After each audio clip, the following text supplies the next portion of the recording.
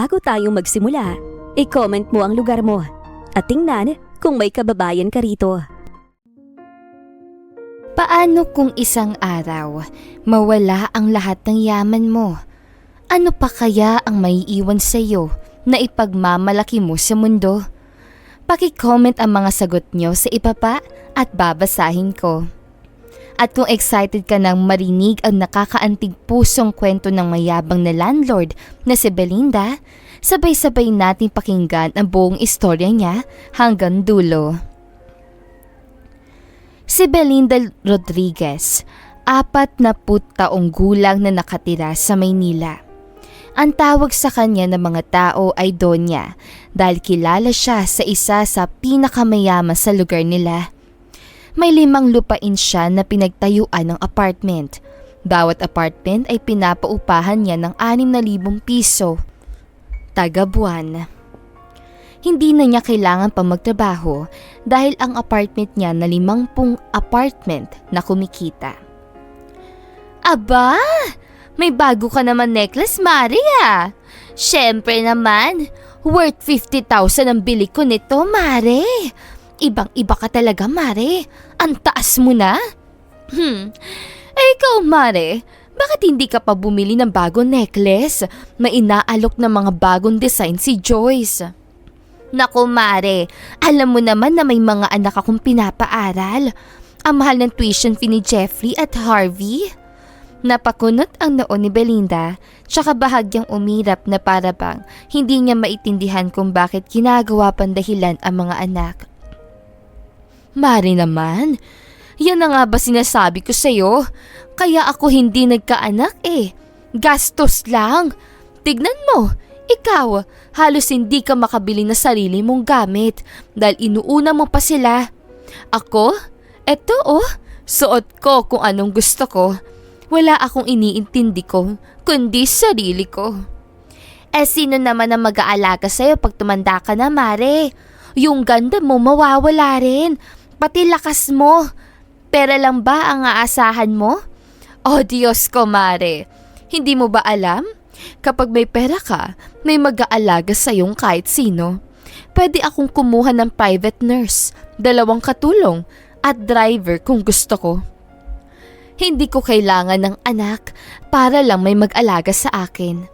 Napatahimik si Marta. Hindi dahil wala siyang sagot, kundi dahil ayaw na niyang humaba pa ang diskusyon. Pero sa loob-loob niya, may kaunting lungkot siyang nararamdaman para kay Belinda. Iba rin kapag may anak, Mare. Mare, wag mo ko itulad sa'yo. Pwede ba? Bigla naman tumunog ang cellphone ni Belinda kaya natigil ang usapan nila. Napangiti naman siya nang sunod-sunod nagbayad sa kanya ang mga tenants niya. Paldo-paldo na naman ang araw niya. Pagbaba niya ng tawag, ipinagyabang agad niya kay Marta ang pera na tanggap niya sa bangko. Tignan mo, Belinda, ang dami kong pera na tanggap. Isa-isa nang nagsasend ang mga tenants ko. May pambili na naman ako ng panibagong gold collections ko. Sa totoo lang, hindi ko alam kung paano gagastusin ang pera ko.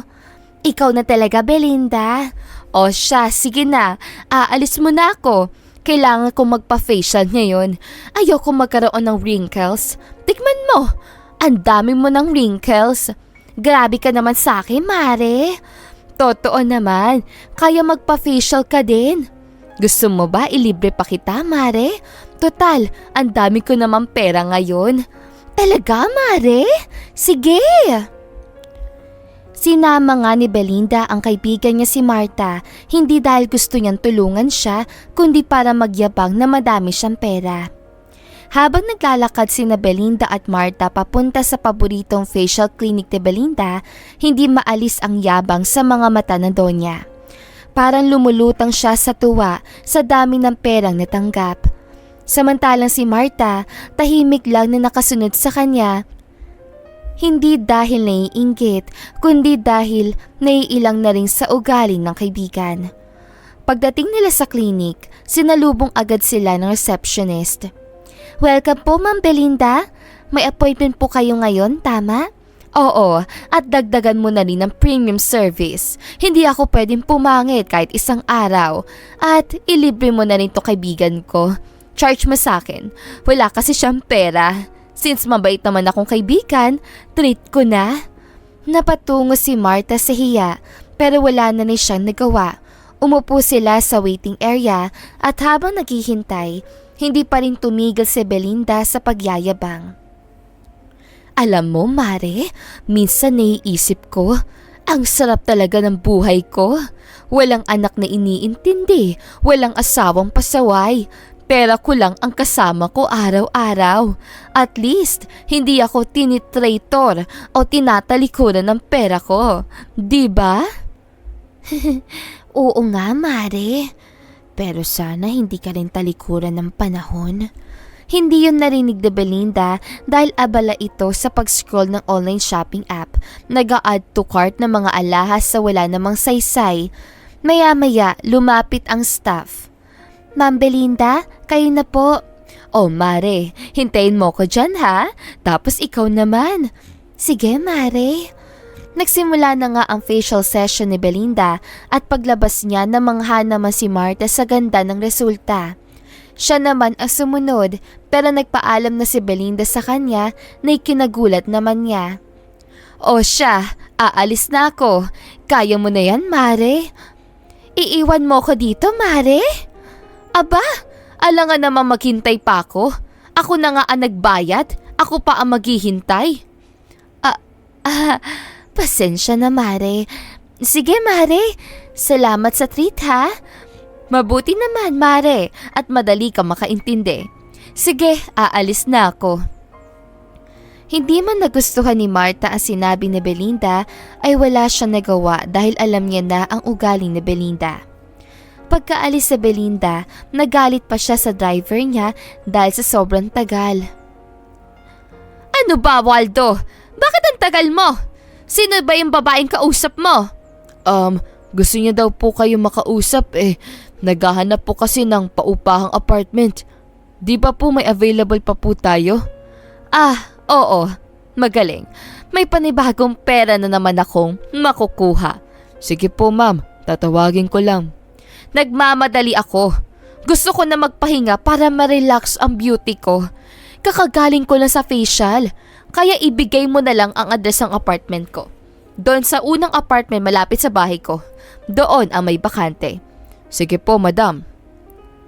Dinadaanan lang nila ang babae. Ang inabutan ito ng driver niya ng calling card na hindi man lang siya sumilip o bumati man lang. Pagkatating niya sa bahay ay agad siya nagpunta sa kanyang kwarto para makapagpahinga dahil gusto niyang ma-relax ang mukha niya pagkatapos ang facial session niya kanina lang. Pagkakising niya, tinawag niya ang kanyang maid para magpatimpla ng kape. Halos manginig ang kanyang maid sa pagsigaw niya. Betty! Ano ba? Bakit ang tagal mo? Pasensya na po, madam. May naghahanap po kasi sa inyo sa labas. Naghahanap? Sino? Mangungupahan daw po. Naligaw po yata siya sa address. Teka, sinabi ko naman kay Waldo na asikasuhin niya. Bakit dito pa niya dinala? Hindi ko din po alam, ma'am. O siya, sige. Ako nang bahala. Ipagtimpla mo ako ng kape. Bilis! Agad na umalis ang maid at doon siya lumabas sa mansyon at nakita ang simpleng babae. Nakabestida ng asul at nakabag na simple lang na halatang hindi mamahalin ang suot niya. Tinitigan siya ni Belinda mula ulo hanggang paa. Sigurado ka bang mangungupahan ka sa apartment ko, Iha? Opo, ma'am. May pambayad ka ba? Alam mo ba magkano ang upa sa apartment ko? Magkano po ba? 6,000 taga buwan. 1 month advance, 1 month deposit. Sige po, kukunin ko na po. O siya, akin na ang bayad mo. Eto po, ma'am. Good. Baka hindi ka tumagal dito, ha? Siguraduhin mo na mababayaran mo ko taga buwan. Ano ba ang trabaho mo? Sa ngayon po tumatanggap pa lang po ako ng allowance sa mga magulang ko. Aba? Isa na naman pabigat sa magulang. Ma'am, hindi po ako pabigat. Tumutulong din po ako. Sige na, wag na madaming satsat. Waldo, dalhin mo na siya sa uupahan niyang apartment. Kanina ko pa sinasabi sa iyo yan. Opo, ma'am. Pagkaalis ng babae, bumalik na si Belinda sa sala para magkape. Sinabihan naman niya ang kanyang maid na si Betty na magluto na ng hapunan dahil kakain siya ng maaga para maaga siya makapagpahinga. Hanggat maaari, marelax pa ang mukha niya pagkatapos ng facial session niya. Hindi kasi sapat para sa kanya ang ilang oras lang na tulog. Pagkagising nga niya ay nakahanda na ang pagkain gaya ng utos niya. Nagulat naman ang maid nang yayain niya itong kumain. Halika, Betty. Sabayan mo akong kumain. Sigurado ka po ba, ma'am? Aba? Ayaw mo ba? Siyempre po, ma'am. Gusto. Yun naman pala eh. Halika rito. Napangiti naman ang maid sa ginawa niya, pero ang akala niya ay kabaitan, kayabangan pala. Wala naman siyang magawa kundi sabayan ito habang pinagchichismisan nila si Martha. Alam mo, Betty, huwag kang tumulad kay Martha. Nako, nilibre ko na lang dahil sa awa ko. Hindi man lang makapag-facial dahil lahat ng pera napunta sa mga anak. Buti na lang may kaibigan siyang mayaman. Di nalibre siya. Naku po, ma'am, kawawa din naman po. Kaya buti na lang po nilibre niyo. Hay nako, syempre naman. Nagdadamot pa ba ako sa dami ng pera ko? Kaibigan ko din naman yung babaeng yon, kahit na may pagkatanga. Naku ma'am, wala po tayong magagawa dyan. Pinili niya yan eh. Ako nga stay single na muna. Huwag kang mag-aasawa o anak, Betty. Nako, mauubos lang ang pera mo sa kanila. Tignan mo ko. Sa sobrang dami kong pera, hindi ko pa kailangan magtrabaho. Ang sarap ng buhay ko. Hindi na sumagot pa si Martha kahit natutol siya sa sinabi ng amo niya. Yun lang ang naiisip ni Belinda sa mga oras sa iyon. Hanggang sa nakalipas ang ilang buwan, ang ibang tenants ay nag-end of contract na at hindi na nag-renew dahil sa pagiging strikta niya talaga sa bayaran. Hindi niya mapigilan ang galit at sinugot ang tenants na aalis na. Para kasi siyang nainsulto dahil sa isip niya napakaganda ng apartment niya para iwan. Pagdating niya sa apartment niya, nadatnan niyang naghahakot ng mga gamit ang tenant at nilapitan niya ito agad. Aba! Teka lang, bakit kayo aalis? Ano ba ang problema niyo sa apartment ko? Ma'am Belinda, tapos na pa kasi yung kontrata namin.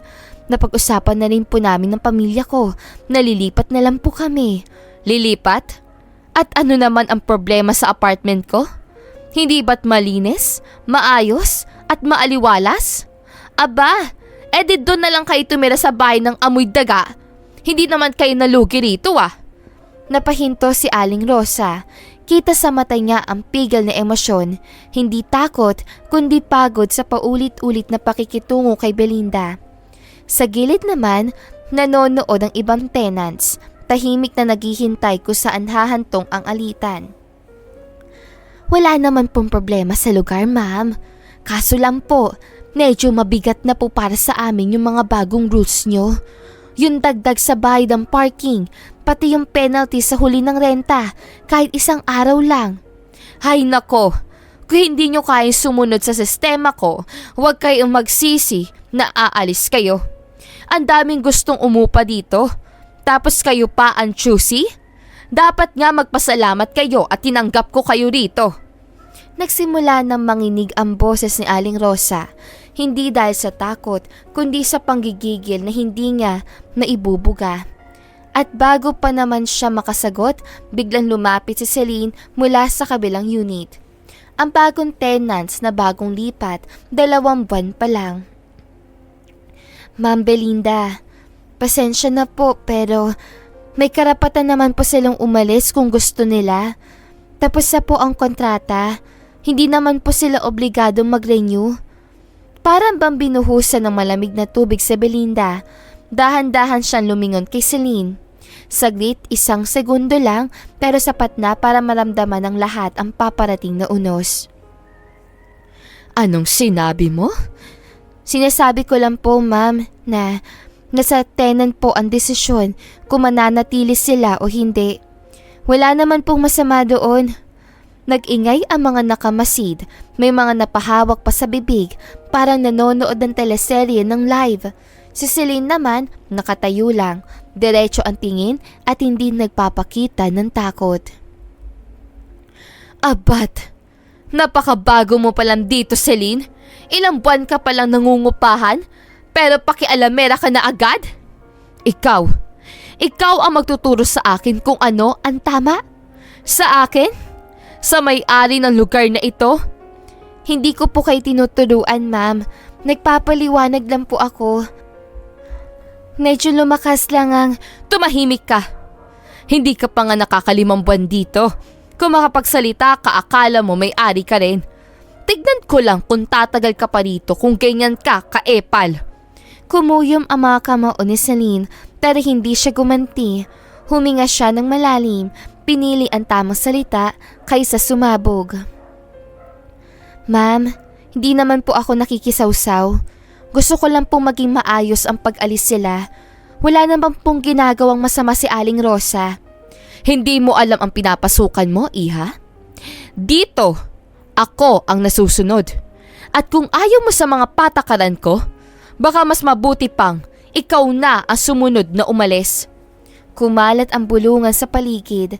Ang ibang tenants nagkatinginan, may halong takot, may halong inis, at may halong relief na hindi sila ang pinagbuntunan. Ma'am, tama na po. Kami na lang po ang aalis. Huwag niyo na pong idamay si Celine. Damay siya kung damay. Wala akong pakialam. Dito sa apartment ko, ako ang batas. Kaya kung ayaw nyo, may pinto. Lumabas kayo! Grabe naman po kayo makapagsalita. Aba, dapat lang. Tenant ka lang dito. Ako ang may-ari, tapos papakialaman mo ako sa apartment ko? Kung tutuusin, wala lang kayo sa kalingkingan ko. Mayaman ako, at kayo? Ni sarili niyong bahay, hindi kayo makabuo. Etong apartment na nga lang tumanggap ng maayos sa inyo. Gineganyan niyo pa ako. Excuse me lang po, madam. Pero sa pagkakaalam ko, lahat ng income niyo, kaming mga tenants ang nagbibigay po sa inyo. Aba, hindi ko nagugustuhan ang tabas ang bibig mo ah. Akala ko pa naman mabait kayo. Akala ko worth it na ipinagkatiwala ko sa inyo ang lupain ni Daddy. Pero wala kang puso. Wala kang hiya. Tama nga si Yayang Puring. Kailangan kong bawiin ang lupa ni Daddy sa'yo. Babawiin ko ang lahat ng lupain ni Daddy mula sa'yo. Anong pinagsasabi mo? Ang lupain na pinagtayuan ng mga apartment nyo. Alam kong lupa yan ni Daddy. Ang ibig mo sabihin, anak ka ni Alfonso? Tama po kayo. Ako ang nag-iisang legal niyang anak at ang nag-iisang tagapagmana ng lahat ng meron siya. Imposible! Hindi imposible yan. Ako si Celine Villafuente, anak ni Alfonso Villafuente. Kung noon nagawa niyo pang angkinin lahat dahil bata pa ako, ngayon ipaglalaban ko ang alam kong sa akin. Hindi! Nakapagtayo na ako ng apartment sa lupain ni Alfonso. Oo nga po eh. Pero pasensya na po. Ang apartment niyo ay akin din. Lahat ng itinayo sa lupain ng Daddy ko ay akin ayon sa batas. At kapag nagpumilit pa po kayo, hindi ako magdadalawang isip na magsampa ng kaso. Wala kayong karapatan dahil kabit lang kayo ng Daddy ko. Kabit lang! Nagulantang ang lahat sa nalaman nila at biglang gumuho ang mundo ni Belinda at nilamos siya ng kahihiyan. Pero kung anak ka ni Alfonso, bakit kailangan mo pang mangupahan sa apartment ko? Bakit hindi mo sinabi sa akin ang totoo? Pwede naman kitang patirahin ng libre rito. Sa totoo lang, wala naman po talaga akong balak bawiin ang lupa ng Daddy ko. Kasi syempre iniisip ko din po na kayo ang nag-alaga sa kanya noong nagkasakit siya. Noong mga panahon na nasa ibang bansa kami ni Mami. Habang wala akong magawa dahil may sakit din si Mami. At bata pa ako. Pero buti pinaalalahanan ako ni Yaya Puring na masama daw ang ugali niyo. Kaya ako mismo ang gumawa ng paraan para malaman ko ang totoong ugali ninyo. Celine, patawarin mo ko. Hindi ko naman alam na ikaw pala ang nag-iisang anak ng tatay mo. Hindi tayo nagkasama man lang. Wag mo naman kunin ang lupain ko. Ang apartments ko. Babawi ako sa'yo. Ito na lang ang meron ako, Celine. Nakikiusap ako sa'yo. Buo na po ang desisyon ko. At kung ipipilit niyo pa, magkakasubukan talaga tayo sa korte. Kaya mabuti pa po umalis na po kayo. By Monday, ide-declare ko na ang titulo ng lupain ko ito at lahat ng tenants. Makinig kayo. Simula ngayong araw, bababaan ko ang upa nyo. 3,000 na lang po ang isang buwan at wala pa ring mga penalty at strict rules. Basta panatilihin lang po ninyong kalinisan at kapayapaan dito. Sobrang namang natuwa ang mga tenants habang si Belinda ay hindi nakayanan ang lahat. Umalis siya at dali-daling umuwi sa bahay niya. Nadatnan naman niya si Martha sa mansyon na manghihiram sana ng pera. Mare, buti naman nandito ka na. Wala akong oras makipag-usap. Mare, may problema ba? Wala. Umalis ka na. Mare, hihiram sana ako sa'yo ng pera. Pandagdag lang sa tuition ng mga bata. Babayaran kita kapag nakasahod na ako sa paluwagan namin. Wala akong mapapahiram sa'yo. Wala na akong pera. Ano? Tama bang narinig ko, Mare? Seryoso ka ba o binibiro mo lang ako? Kinuha na sa akin ng anak ni Alfonso ang nag-iisang income ko, ang mga apartments ko. At kung ipipilit ko pa daw, magsasampa daw siya ng kaso. Alam kong wala akong laban doon. Ano? Akala ko ba na tituluhan mo na yung lupa? Akala ko ba hindi na naghahabol ang mga anak niyan? Isa lang ang anak ni Alfonso. At akala ko din talaga hindi na niya babawiin. Pero binawi niya dahil nagkaroon kami ng alitan. Napagsalitaan ko siya ng masama. Pero hindi ko naman alam na anak siya ni Alfonso. Sinusubukan lang pala niya ako kung ano ang ugali ko. Yan kasi, Mare. Hindi ka marunong mag-control sa ugali mo. Ayan tuloy, nawala ang lahat sa'yo. Paano yan? Wala ka ng income. Hindi ko na alam ang gagawin ko. Ang facial ko, ang mga mamahaling kong luho, hindi ko na mabibili. Sobra talagang nalugmok si Belinda sa mga oras sa iyon na naging dahilan ng sakit niya. Dulot na sobrang stress, lumabas ang sakit niya at dineklarang may cancer siya na stage 2. Naging bedridden siya pagkalipas ng ilang buwan at sobrang hirap para sa kanya ang gumalaw at napaiyak na lang siya dahil wala siyang anak na nag-aalaga sa kanya. Doon niya naisip na mahirap pala mag-isa. Mahirap pala na wala ka man lang matatawag na pamilyang mag-aalaga sa iyo, lalo na at nawala ang lahat ng yaman mo. Isang araw, nagulat siya na makita si Celine sa harapan niya na may dalang basket ng prutas at gulay. Doon na tumulo ang luha niya sa kanyang nakita. Anong ginagawa mo dito? Nandito po ako para i-check po ang kalagayan niyo. Wala po ba kayong ibang kasama rito? Iniwan na ako ng maid ko kaya wala na.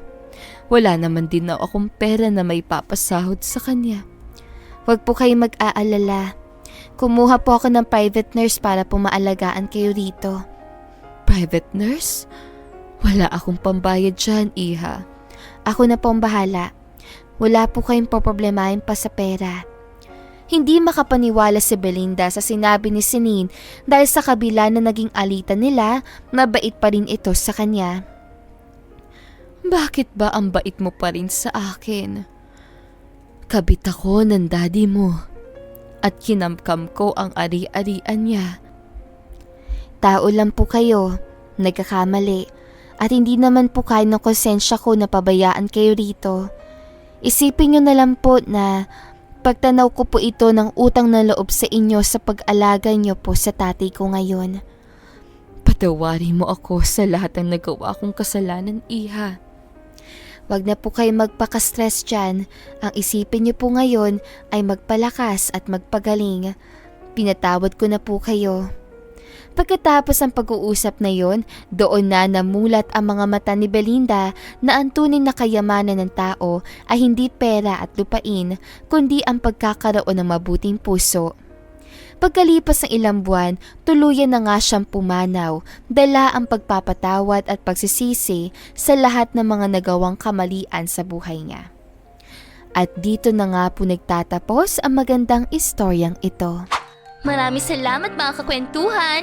Huwag niyong kalimutan mag-like at subscribe at pindutin na rin ang notification bell para lagi kayong updated sa ating kwentuhan. Hanggang sa muli, paalam!